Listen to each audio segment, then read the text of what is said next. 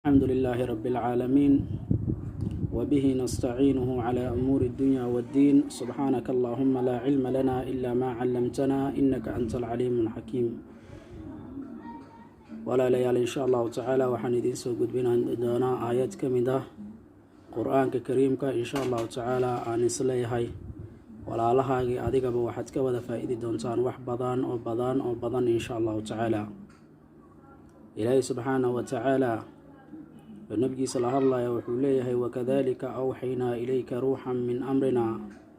ما كنت تدري ما الكتاب ولا الإيمان ولكن جعلناه نورا نهدي به من نشاء من عبادنا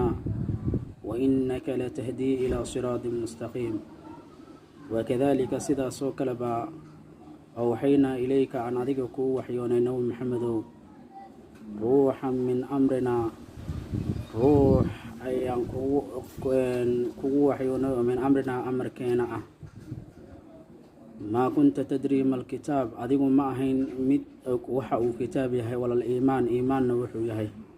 laakiin jacalnaahu waxaan ku yeelnay nuuran nahdi bihi man nashaa taas aan ku hanuunino qofkii aan doonno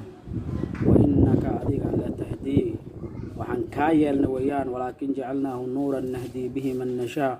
kaasoo aan ku hanuunino nuur baan kaa yeelnay nabi maxamedow kaasoo aan ku hanuunino qofkii aan doonno wa innaka la tahdii ilaa siraatin mustaqiim adiguna waxaad tahay